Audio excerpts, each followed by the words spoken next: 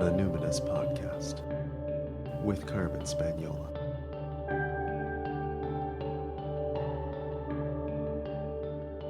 Hi there, and welcome to the Numinous Podcast, where we have interesting conversation with everyday folks about the mystery of life. This podcast is a complement to the Numinous School, my online intuition development program for people who want their self-awareness to serve a greater good. I'm your host, Carmen Spaniola, and today on the podcast I'm speaking with a brilliant woman who has completely transformed my world, Kelly Diels. And I want to give you a bit of background on this. A couple of years ago, I started to feel icky about marketing my business, about social media, and just the sense of the constant pursuit of growth and improvement, and it just wasn't fitting well with the life that my husband, Ruben, and I are trying to create, where small is beautiful and slow is often better, and the connection to the land and to each other is the most important thing. So I started to rebel a bit against traditional business building practices. So for instance, instead of always trying to grow my list, everything in marketing and entrepreneurship is about growing your list and growing your following. I started to cull my list every month. I just hit this limit where I was like, I don't like having all these people kind of even just energetically in my world. So I went from a couple thousand to just culling it down to 500. Basically, it was like people who'd been on my list for over a year. If they hadn't opened 80% of my mail, like 80% of the time, I just deleted them. And so now every month, that's what I try to do. I let people stay on for a year, but after that, if they haven't opened 80%, pretty much, I just delete them. And it feels really good. And it's quite funny, actually, that, you think like I have a podcast. I talk about signing up for my newsletter. But I'm just talking to the people who really want to be in relationship with me. And so when I go on each month and I'm like, what? How can there be like 700? So, I have to cut, 200 people or something. It's funny that I'm always surprised that there's more people, but it actually feels really good to get super focused and have, like 500 people in my life that seem really down with what I'm doing, right? That's what I want. Anyway, so that's just one example. But actually, I started to recoil from a lot of the things I used to love and enjoy. So not just entrepreneurship, but things like personal development and just like all my old self-help junkie tendencies. They were just starting to feel really cookie cutter and simplistic and totally insufficient for coping with the reality of the world, the systematic problems of the world. And this even started drifting into my marriage. So my husband and I are great together, except when we want to hurt each other.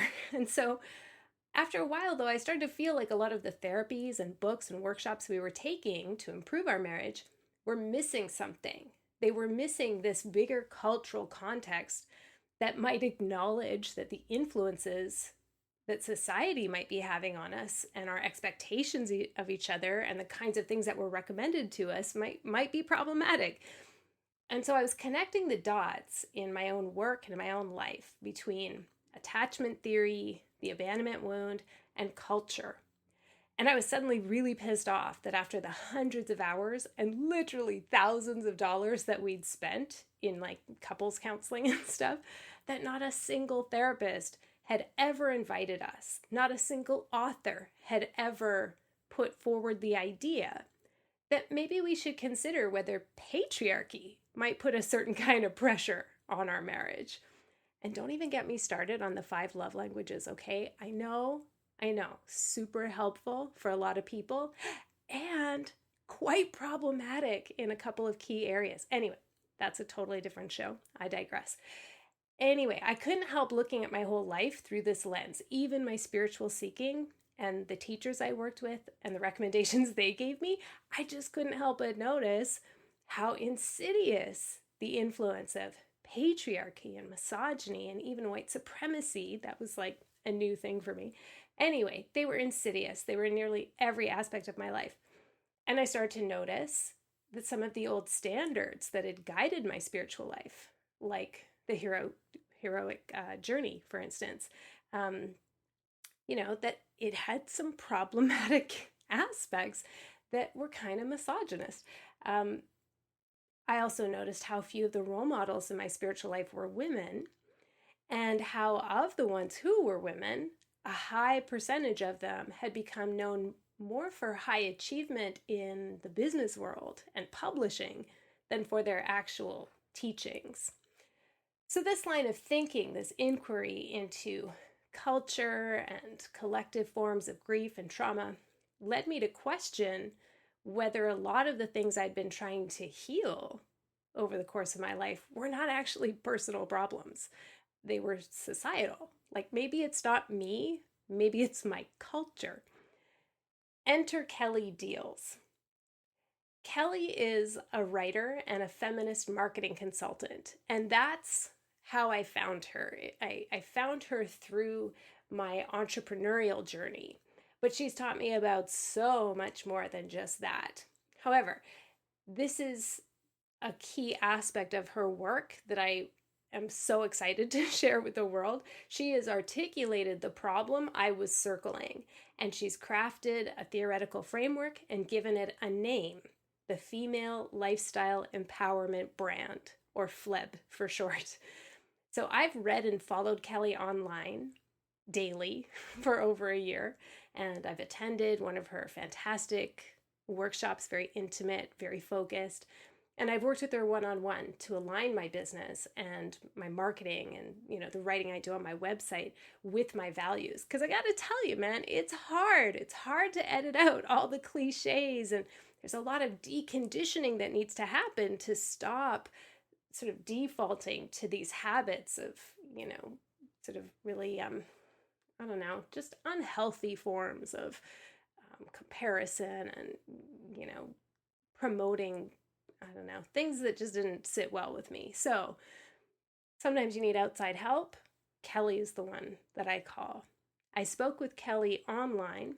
She was at home in Vancouver, BC.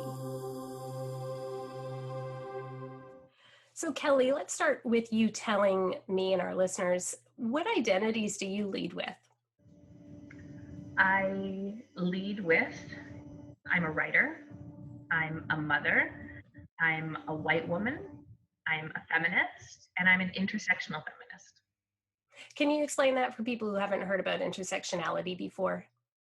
I guess the best way to explain it is, white women are not synonymous with women.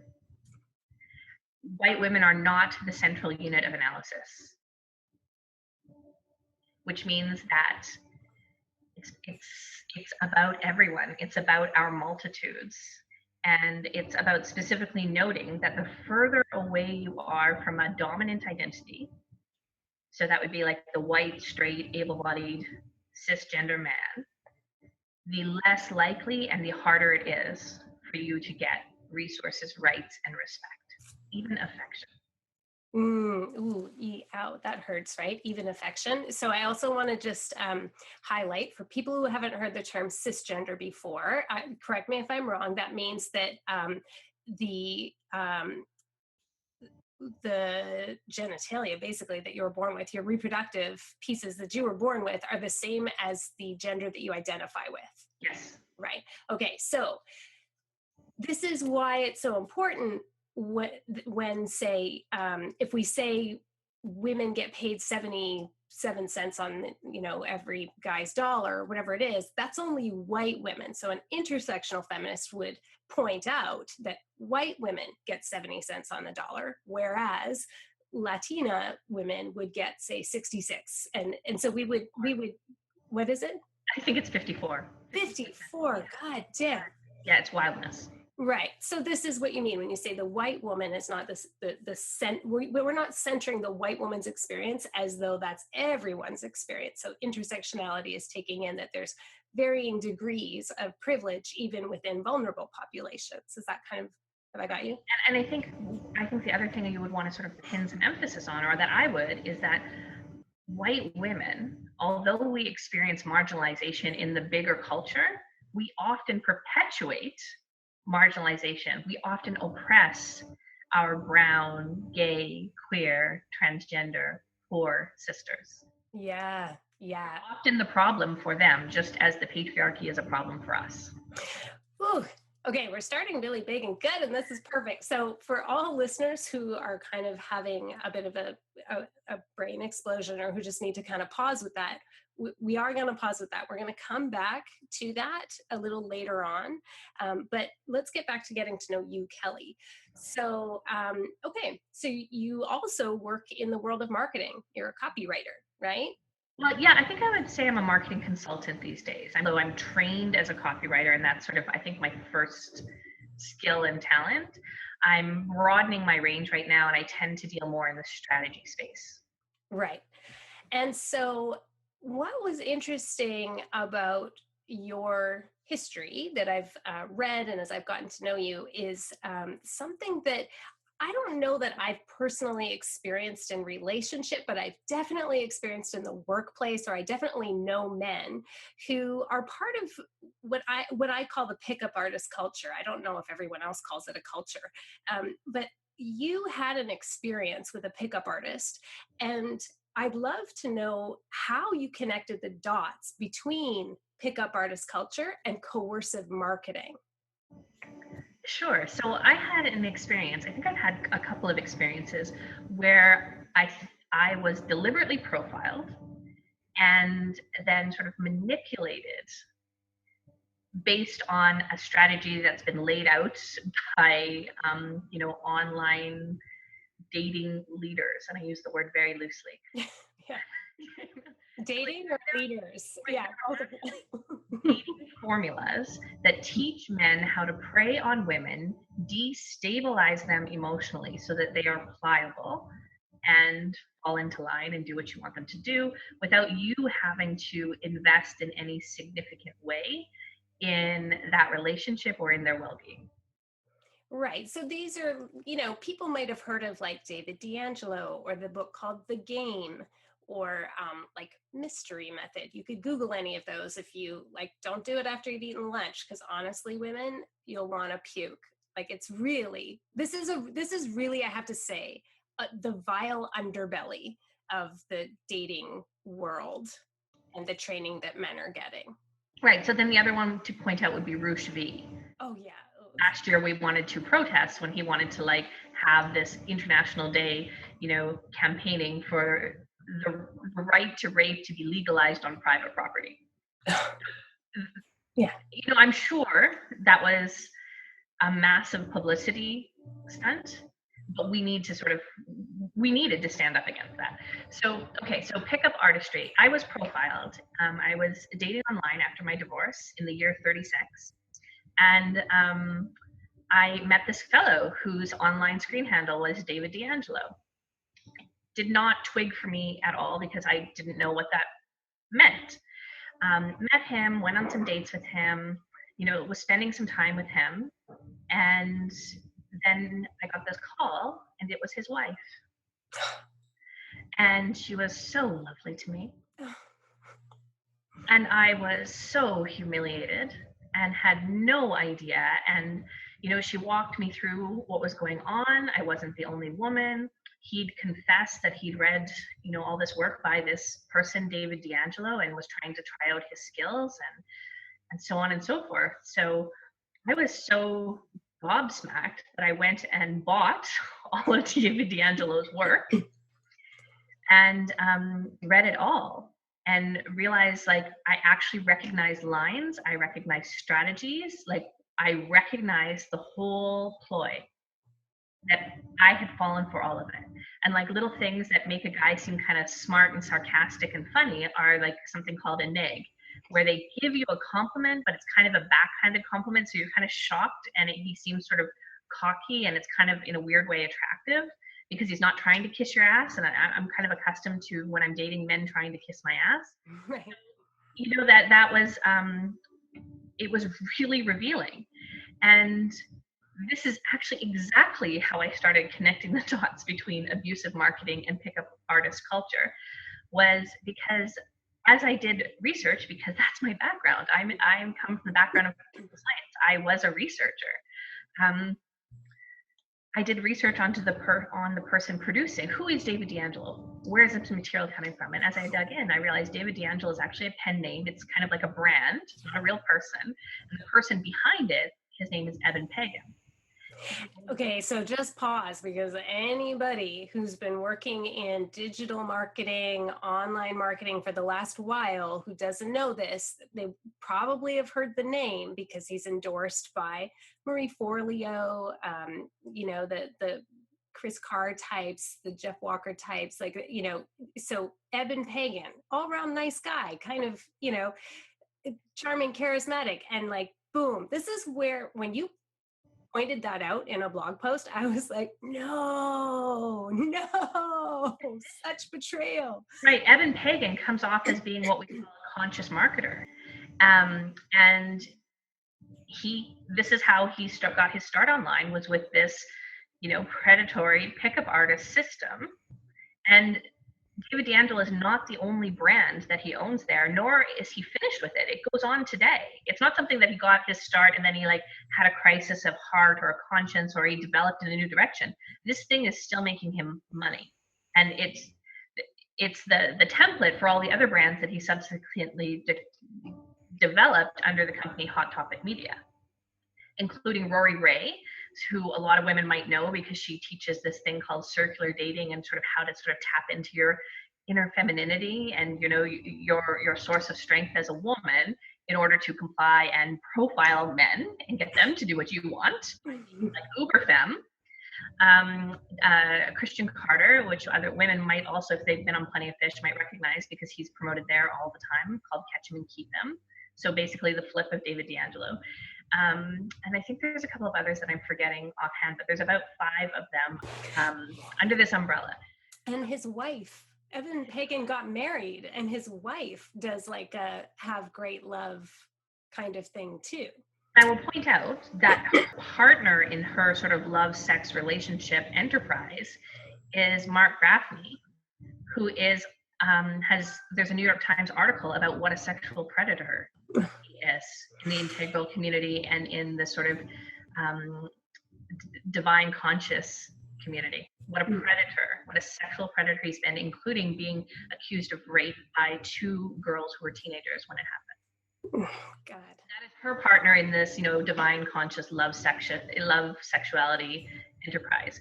So we really have to look at the connections between people who are teaching us how to market online and what their actual sort of base moral compass is.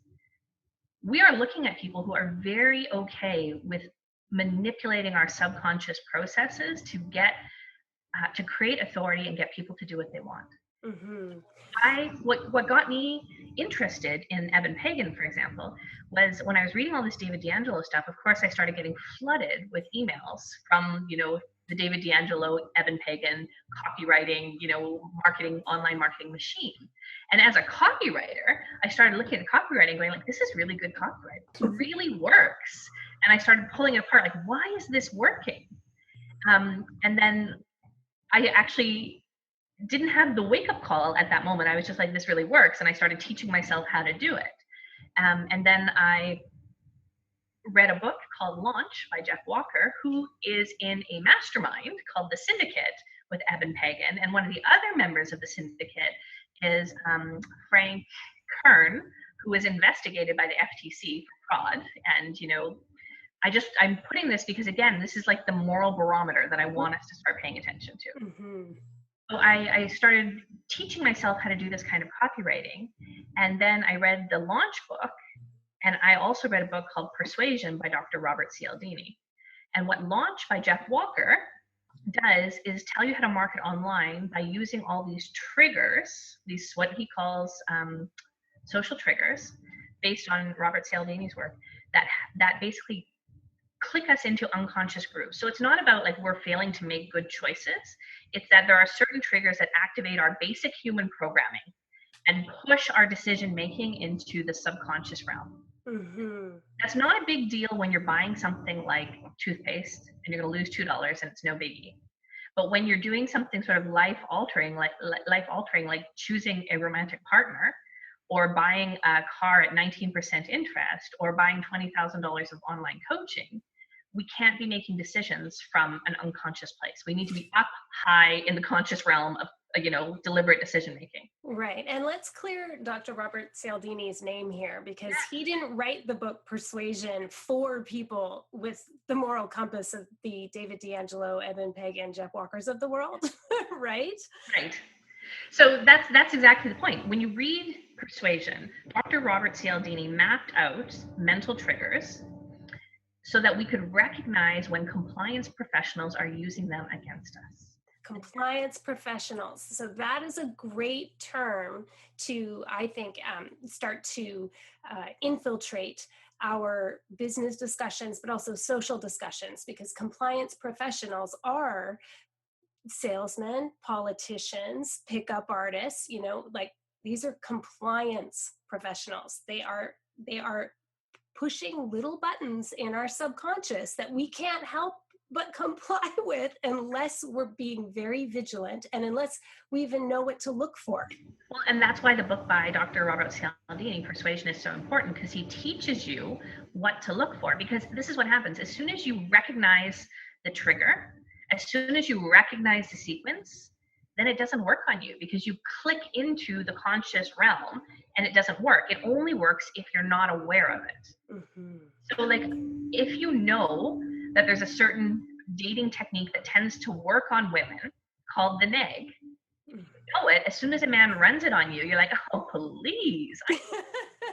And then you immediately have a red flag. You're like, this man is not to be trusted. He's profiling me, trying to create authority, trying to get me to do what he wants. He does not have my best interest in mind, and he is not an appropriate romantic or sexual partner. I see that in salespeople.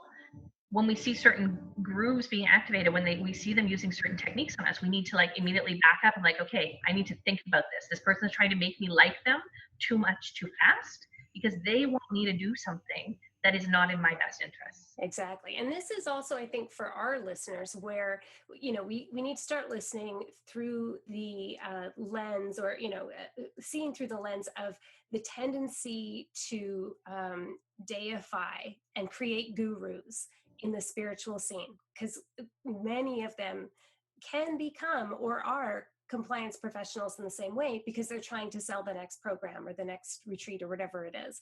So I would love to ask you if you could give some examples of how one of these persuasion strategies might show up in marketing. I've got sort of like 3 kind of classics from pickup artist culture that I, specifically. So let's talk about authority, since you've already mentioned that. So authority is probably one of the most effective ways to get people to do what you want to do without having to force them to do it. If you signal authority, human social animals are wired to detect signals of authority, because what it tells us is this person is wise, this person is a leader, this person knows things, and I should listen. It's not actually like an inherently harmful sort of trigger or sequence in our, mental, social, spiritual beings. It's a social instinct towards cooperation and towards, learning and being in community with each other and recognizing substantial leadership, because those people can help us, keep us alive. Mm-hmm. But what happens is, what online marketers do and what pickup artists do is try and manufacture the semblance of leadership rather than come to us with the substance of leadership. And how they do that online is by showing us, a Louis Vuitton bag in a selfie on a stone countertop in their kitchen, or by displaying wealth and beauty and beautiful clothes and taking pictures in front of the Eiffel Tower on the beach. What that does is signal to us this person has money and privilege, and they know things that I don't, because I don't have those things. So I need to listen to this person because they know better than I do. Mm-hmm. And then we defer, and we switch into the unconscious decision making where we substitute their judgment for ours. This also happens in pickup culture, where they signal authority to us by surrounding themselves with people we admire, or by trying to subconsciously get the upper hand with us, so that we recognize that there's a power dynamic in which they are the alpha and we need to follow. Mm-hmm, mm-hmm. Okay, so now another interesting one is reciprocity, because especially, there's a lot of small business owners who have learned like, oh, you give away something free and then people will go on your newsletter, or that, like this idea of reciprocity shows up in marketing a lot, but it also shows up in our interpersonal relationships. And this is where, I see this happen. Pardon me. I see this happen in pickup artist culture. I also see it in any kind of uh, high stakes social situation where somebody wants to retain alpha-ness somehow. So can you talk a little bit about reciprocity and how that can be used to get your compliance? Right. So I think one of the most obvious and sort of extreme examples of reciprocity being manipulated is love bombing. And I think most of us might have had an experience in our lives where we have been absolutely just saturated with love, attention, affection, gifts, and been just completely like smitten and let down our guards and just felt like, love bombed, felt just amazing. What happens later is we realize that that was a strategy designed to get us to do something that we wouldn't necessarily have done of our own free will. And so reciprocity is you give someone a gift, and what that does is activate our unconscious human social animal programming towards justice, fairness, and like the redistribution of resources, where if someone gives us something, we feel a compulsion to return the gift. And what that does is it's supposed to go on forever. When you're in a relationship with someone and they give you a gift and you return that gift, and they give you a gift and you return that gift, it goes on forever.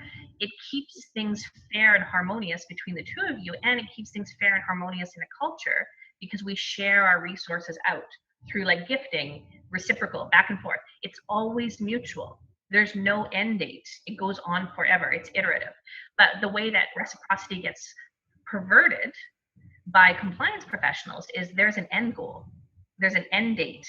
The sequence expires, and it expires in their advantage. So they give you a lot of stuff that's not actually of high value to them in order to create this feeling of obligation to you until the point where they want to return something, and they've defined what it is that you're going to return. So in real reciprocity in relationship, you give someone a gift, it's not defined what they're going to get back. They give something back of their own creation, of their own free will, of their own imagination and offering. But in a full reciprocity sequence, the end goal is already defined. The thing that you must give back is either sex or money or something that the person who initiated the reciprocity sequence, who gave the first gift, designed. And so is this also, sorry to interrupt, but would it also be, is reciprocity also being activated when, let's say, many of us have gone to see some really great motivational speaker or something, and then they're going to sell their program at the end. And they're like, normally this costs $10,000, but because you're here today, I mean, I know they're activating scarcity and stuff too, but they do something ridiculous. Like they slash it by 70%. Like it's just enormous. And then they spend a whole bunch of time talking about like what great value this is and how like they're only doing this out of the goodness of their hearts. And, because you've been such a great audience or whatever. And so they kind of really build that up. There's sort of two things happening there, the false scarcity, but I also see that as reciprocity. Like, look, I've done this great, generous thing for you, and it's never going to be this good again. So you better do it. You better reciprocate now by acting now. Right. And that would be. So whenever you make someone feel like you've given them a gift, and in order to give rise to the feeling that they're going to want to reciprocate, then that's reciprocity being triggered. The other thing that would be an example of reciprocity is, this is a totally low stakes one. And I do make a distinction about, like we are all compliance professionals, but when we are in low risk transactions, it actually eases decision fatigue. It helps us make decisions quickly. Mm-hmm. High risk decisions, we need to take account, stop, get deliberate, get conscious. Mm-hmm. A low risk reciprocity sequence would be when people are giving away some sort of freebie in order for you to sign up to their email list. Mm-hmm. It's a low stakes transaction. It's a low risk transaction, unless of course it's activating a tripwire to get you into a sequence where at the end you're going to spend 20 grand. Right. Yes. So you didn't realize at that time. It's like, oh, I just wanted to be on the newsletter. But now it's like, oh, and now we're going to give you this free video. And now we're going to give you this free tool. And now and they kind of keep flooding you with the love bomb when you were like, oh, I just wanted the newsletter. Well, and love bombing is used by sexual predators, and it's especially used by men of authority against young, vulnerable women. Yeah. And the other thing that happens, I'll give you an example, and I think most of us can relate to that. When you're in a bar and a man comes up to you and wants to buy you a drink, and you instantly, viscerally do not want that drink. And yet somehow you feel obliged to receive that drink because it's just kind of rude to say no to a gift.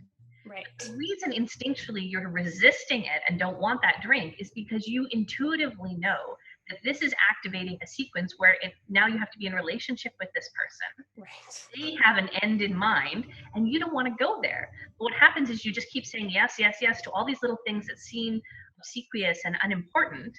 And what it leads to is a big yes. And suddenly you're like, I don't even know where I am. Right. What am I doing? I'm in the funnel. I'm in the sequence and I want to get out. Yeah. I also would like to talk about what's known in the pickup artist circles as pre-selection. Right. And in marketing circles, that's qualifying a lead. So yeah, pre-selection is where you get people to basically self-identify to you as willing targets. And in the pickup artist circle, what that means is they go out to a club and a pickup artist will surround himself with other men who seem to be looking to his lead, who seem to be looking up to him as the alpha. And we pick that language up. So we think, well, that's the high value man. And this is all subconscious. And then the other thing, and this is the most important thing, is they surround themselves with women who look like they have everything that we want. They're beautiful, they're smart, they're polished, they're socially fluid, they are well dressed. So these men are surrounded by women who we want to be. And if they are surrounded by such high quality, and that's a pickup artist term, high quality women, then they must be a valuable, good man. And I've seen this happen in relationships, in that kind of social circle. I've also seen it happen in business where you're like, oh, look, that woman, apparently successful businesswoman, she really has herself together. She's got it together. And maybe now I'm doing business with this guy that she's done business with, or they're allied somehow, but I'm getting an off feeling. Like I kind of feel a bit slimed, or I'm kind of getting shafted a bit, but it's like he's telling me it's my issue, and I'm looking at all these other successful women that he's apparently allied with, and so I'm starting to question myself. Like I need to get myself together. So the thing about pre-selection that really irks me is that it almost it's a signal that tells women to let down their guard, and we don't know we're doing it as women, that we're kind of acquiescing, or we're going along in the sequence even though our intuition is telling us there's something off about this guy. But what we need to know is that when we're not listening to our intuition, we're sort of tacitly endorsing this guy, and other women are looking to us, saying, oh, well, then he must be okay. It must just be me. And I feel like women often end up kind of in silos. And so what I love, kind of going back to your original story, is that pickup artist, that guy's wife was so good to you. And like, what an act of sisterhood. And for you to receive it so well is, so fortunate for everyone, because now we all get to learn from it. But there's something about that. It's the social proof. When we are with these guys and we're kind of not trusting our intuition, or we're, doing business, or we're hanging out, or whatever, what we're doing is other women are letting down their guard as well. And I think that's the most insidious aspect of it. Well, and let's talk about this wife for a moment. She didn't phone and yell at me. She already knew she'd been betrayed by him and that he was the problem. And this is something that we as women don't hold on to because we want to stay in relationship with this man. And so we decide to put the blame on the other woman, but she didn't. She knew it was him, and she called me and she said, I know this wasn't you. I know that you didn't know. I know this was him. So let's us talk about what happened so that we can both figure it out, and I can decide what I need to do about him. So she was so smart and so like not able to be screwed over, even in the moment that she was being. And like, honestly, she saved me from so much trouble. And really planted the seed of, I need to find out where this is coming from. And that's how I landed on that. This isn't just in, the dating realm, because sometimes we excuse so much bad behavior in the dating realm because we say like all's fair in love and war, but it's not, because it's absolutely connected to the social frame that we live in. Mm-hmm. So can you tell us what happened at that time? Like, so where are you with it today? How has it impacted your life and your work today? So how it's impacted my life and my work is now I'm writing a book called The Female Lifestyle Empowerment Brand. And let me be clear, it didn't happen because this person profiled me and now I'm like the woman scorned. Planted a seed in my head to start taking apart the way that people try to get us to do things that are against our best interests and how they do that. They don't get us to do that because we're stupid. They get us to do it because they know how our human social programming works and they leverage it against us. So everything that we call social triggers are actually social conditions. Scarcity is a social condition. Who experiences scarcity more than marginalized people? So scarcity can be used against every human, but especially against marginalized people. Every human condition of lack, deprivation is a condition of oppression that can be especially leveraged against marginalized people. So we are especially vulnerable to these sequences, and they are often leveraged against us in order to manufacture someone else's privilege. And so that's, I guess, those are the dots that I connected. And where it all came together for me was, in the last couple of years, I've been completely radicalized by seeing so many deaths at the hands of the state. Black deaths at the hands of the state. And I have been looking to some of my women leaders who I previously admired and looked to for leadership, and they have been absent. And I just drew all the connection. Like, they talk about empowerment, they say they are our leaders, and yet all they're actually teaching us is how to be rich. How? By using tools of persuasion and using other women as step ladders to construct personal profit. Yeah, I just want to stop there. It honestly, I mean, I've been so radicalized and inspired by your work on the Female Lifestyle Empowerment Brand.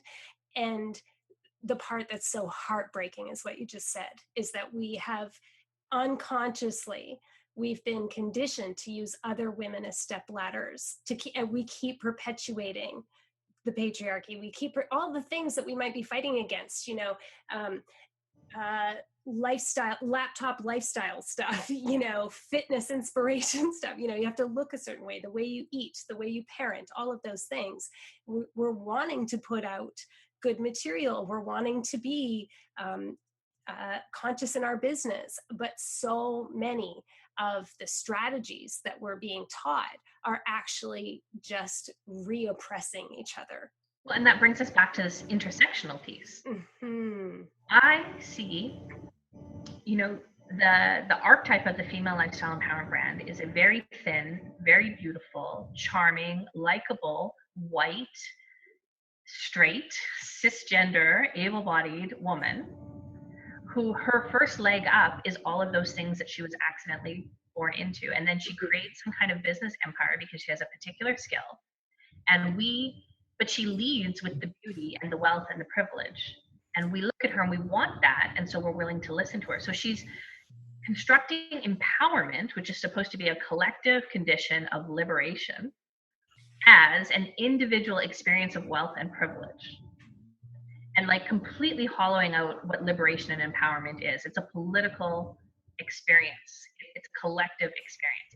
And she is using her authority over us to construct her profit. She's using us to construct profit and make it seem like empowerment is wealth and beauty, which is just reifying the current system. And speaking of the current system, so let's talk about a perfect example of Female Lifestyle Empowerment Brand, FLEB for short, Ivanka Trump. I've been writing about this for months. I've been writing about this for months. So female lifestyle empowerment brand is exactly like the archetype I just mapped out. When we close our eyes and we think about what a successful woman is, she's beautiful, she's thin, she's rich, she's well dressed, usually in a sheath dress and high heels and long hair, and she has children, and she is somehow managing to do it all. You know, she's managing a beautiful business empire and a beautiful family and beautiful children and a loving husband, and she has her act and her look together. And what that does is that looks to us to be empowerment. And we look to her. And so when she stands up at the Republican National Convention and says to us, you know, women are only, there's only an income gap because women are mothers. And then she uses the 79-cent figure, she's only talking to white women. So when she's promising that overworked, overwhelmed white women will do better under Donald Trump, she is specifically calling white women. So empowerment is about the comfort, status, privilege, and wealth of white women. And she invites us in. You and I are white, so I'm speaking to that right now. She invites us in because she's speaking to our reality. She's using our numbers, she's using our experience, and she's modeling what we want to be. And what we've been so conditioned to want to be. We can say like, oh, like, what the hell do I care about Ivanka Trump or whatever? But come on, everything in us has been conditioned to find that appealing, well-spoken, doing it all, mother, businesswoman, all of those things, not realizing that if the image of success is white, cis, able-bodied, all of that, then really what we're perpetuating is patriarchy and white supremacy. That is what we're perpetuating. Because if she has to do it all, which is freaking impossible, patriarchy. If she has to be white supremacy. You know, like these are terms people hate to you know, when we think like, oh, I'm being a conscious person and I'm an ally and I'm really trying hard, and it's really hard to hear these things, but that's what it is. And so this is how Donald Trump, I mean, he is the ultimate pickup artist because this is why he has a beauty pageant. This is why he has model wives. This is why, you know, when he's with his daughter, there's a kind of sense of possession there. He's even talked about her in weird possessive ways, about her looks and things like that. So, I mean, this is where the personal, what we're doing in our relationships and what we're doing in our business is political, because it just happened on the global stage. We all saw it and we couldn't believe it. And we also seemed powerless to stop it. Well, and here's the Ivanka Trump piece that I really want to bring home, is that she stood up there as a symbol of empowerment for white women and invited white women in by promising us daycare and maternity leave. Invited white women in, hoping and betting that we would overlook her father's racism and xenophobia and homophobia and his explicit campaign platform in order to secure those benefits that would make our personal lives easier, in order to be personally empowered. So she called white women in, believing that white women would sell out every other woman and marginalized group, and 52% of white women in the United States who voted for Donald Trump. It worked. They did. This is the intersectional piece. Mm-hmm. We White did. Women seeking empowerment, when they construct empowerment as personal success and comfort, will sell out every other woman and marginalized group to get there. That is what people of color, women of color, gay people, transgender people have been telling us for years. Mm-hmm. That is what happens. To construct empowerment as freedom for all, we have to be in sisterhood with each other, rather than just trying to claw our way up the ladder on the backs of our sisters. Exactly. And for those of us, like I live in a town that I would call segregated. Like it's definitely has diverse populations, and my daughter goes to an inner city school, and you look at her class, it looks diverse. But honestly, the town that I live in, I would call very white bread vanilla, and it takes a lot of effort to sort of build bridges. So I would imagine that there are a number of people, because that's what whiteness does, is it keeps us in a white bubble where we kind of center the white experience.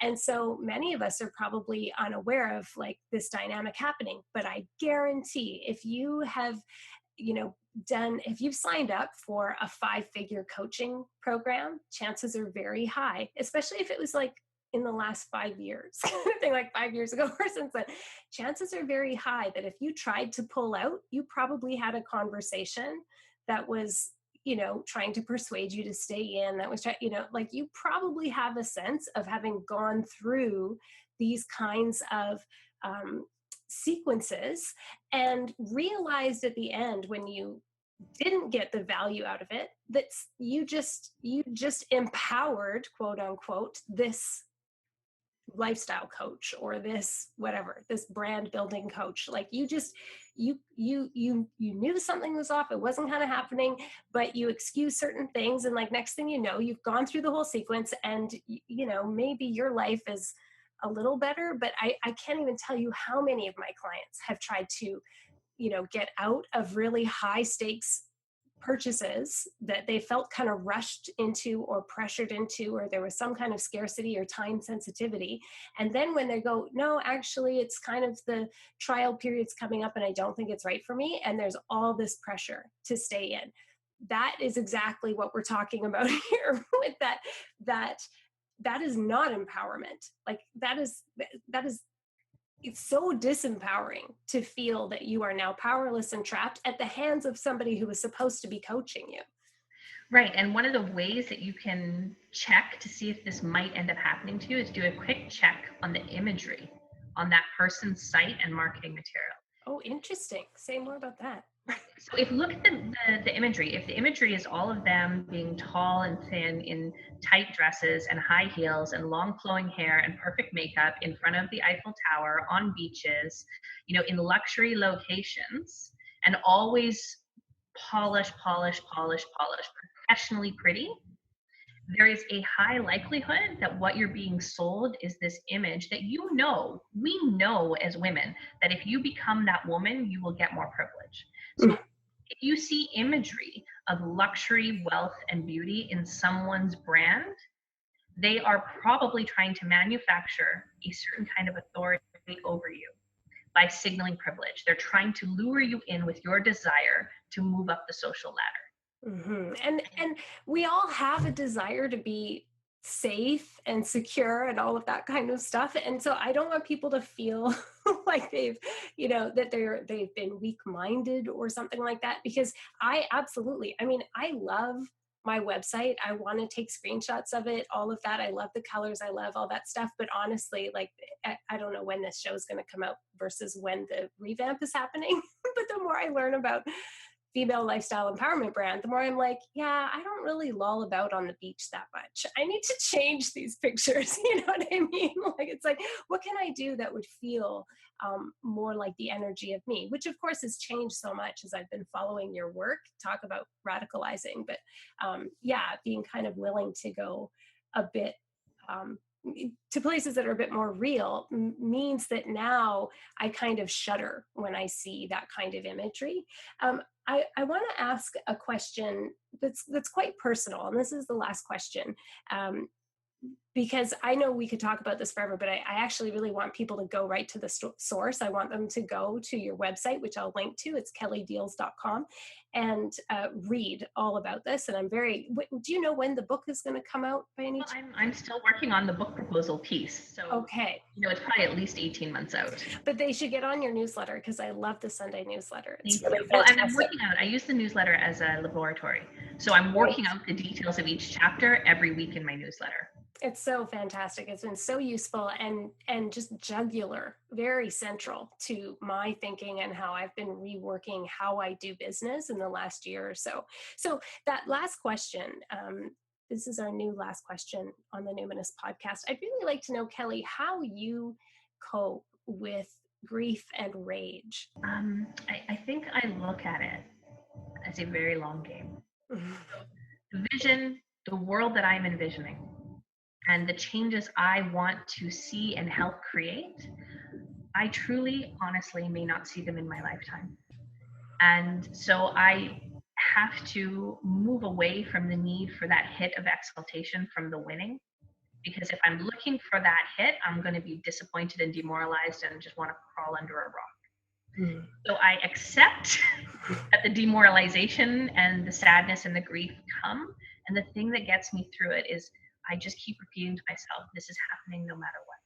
I don't have to win right now, but I do have to create a better future and be an ancestor, in the words of Stephen Jenkinson, be an ancestor worth claiming. I'm not thinking about empire building. I'm thinking about legacy. I'm thinking about the next generations, and that's what gets me through it. This is happening no matter what. I am 100% committed. It doesn't matter if I'm popular. It doesn't matter if I get pushback. It doesn't matter if I get disowned. This is happening no matter what. I will be an ancestor worth claiming. That's beautiful, and sounds kind of stoic of you too. Just accepting that, that it's true. We have to be working on a very long timeline and taking up causes that we will not, reap the fruit of. Right? It's like you plant the tree that you'll never experience the shade of, and persistence and relentlessness. Like, I am unshakable. I am persistent. I do not give up.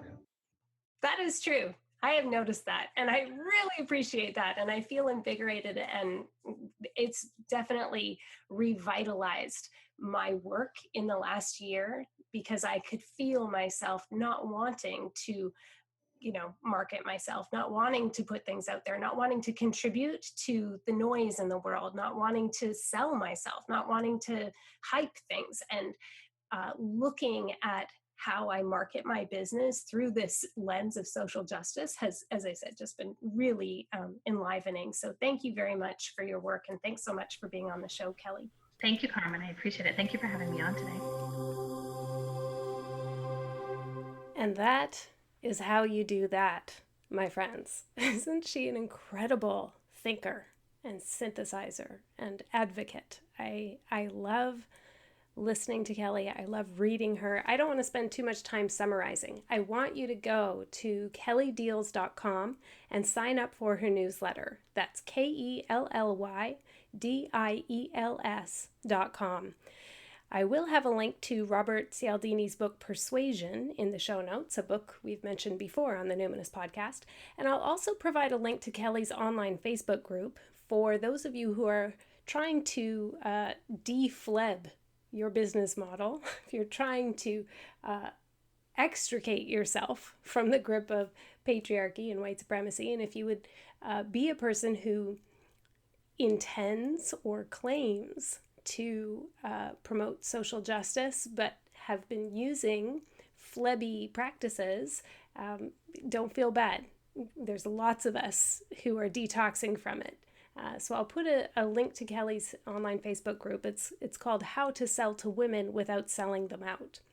Just before we wrap up, I want to give a shout out to my listeners in Mexico. Mexico, thank you for listening. Neighbors to the south, almost neighbors.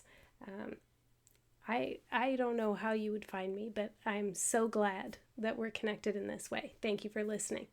As I mentioned at the top of the show, this podcast is a complement to the Numinous School, my online intuition development course. If you'd like to be notified when registration reopens in June 2017, hop onto my website and sign up for my newsletter.